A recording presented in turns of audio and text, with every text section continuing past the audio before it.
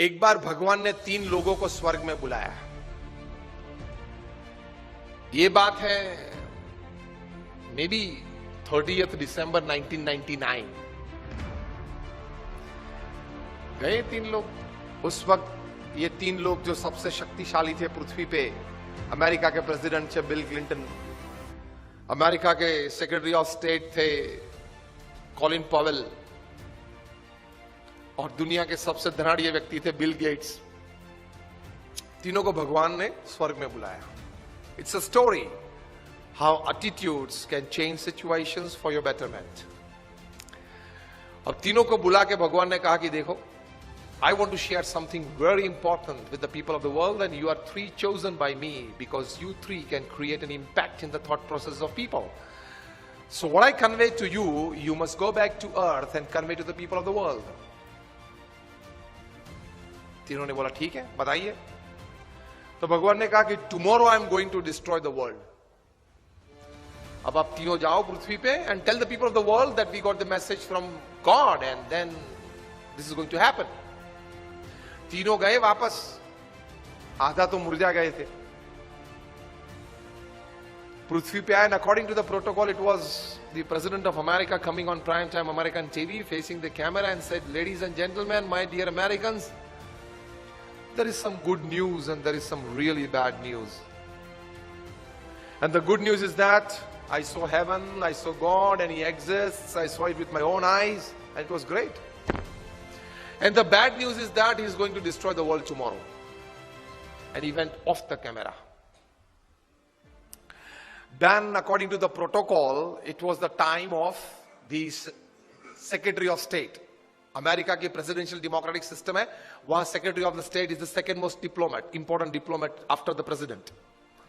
So Colin Powell came on TV, facing the camera. He said, my dear ladies and gentlemen, Americans, there is some bad news and good news. Clinton क्या बोले थे? Good news and bad news. Colin Powell goes, there is some bad news and some good news. And the bad news is that, my God, He exists. Because he knew what he was doing in Iraq.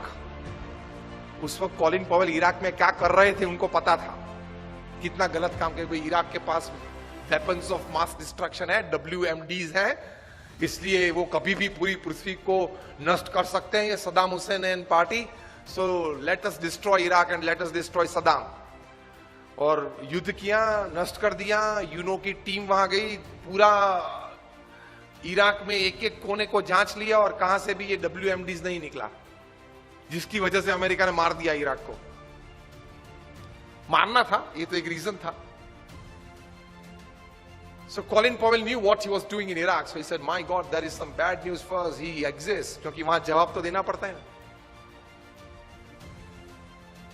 And the good news is that America is finishing off Iraq tomorrow. Why I should tell the world that the world is going to get destroyed? Why I must tell America is going to destroy Iraq? Credit for America. Now it was the turn of the most shrewd businessman the planet has ever seen. A high school dropout. 8th standard भी वे नहीं पढ़े हैं. And he is the self-made richest person upon this earth. Bill Gates. He faced the camera and he said, ladies and gentlemen, with a smiling face and a big loud voice, ladies and gentlemen, my dear Americans, there is some good news and more good news. Attitudes कैसे हैं लोगों के? And he says, the good news is that I was chosen among the top 3 in the population of 6 billion by God Himself. It was like Oscar and Grammy. Out of the population of 6 billion, when He decided to choose only 3 people, I was one among them. See attitude. किस लिए बुलाया था वो कहने की जरूरत नहीं है। बुलाया था ना, किसने बुलाया था? Build up your own image. Simple. Turning any situation to your advantage if you have the right attitude. जो होने वाला है कल, वो तो होने वाला ही है, लेकिन जो होने वाला है उससे आज आप अपनी प्रतिष्ठा, अपनी व्यवस्थाएं, अपने मकसद जो तैयार किए हैं वहां किस प्रकार के एडवांटेज आप ला सकते हो. So Bill Gates goes, there is some good news that I was chosen among the top 3 by none other than God himself. And the more good news is Microsoft is solving the Y2K problem tomorrow. जो लोग हमारी पुरानी generation है उनको पता है कि Y2K problem था 98, 99 में. बहुत लोगों के मन में था कि कंप्यूटर 2000 की साल जब गिरेगी 2000 तब 00 कैसे लेगा. वो बड़ा प्रॉब्लम था उस वक्त, सॉफ्टवेयर नहीं बना था उस वक्त. तो उस वक्त बड़ी हैरानी थी पूरी पृथ्वी पे कि how with the computer take that date 1/1/2000.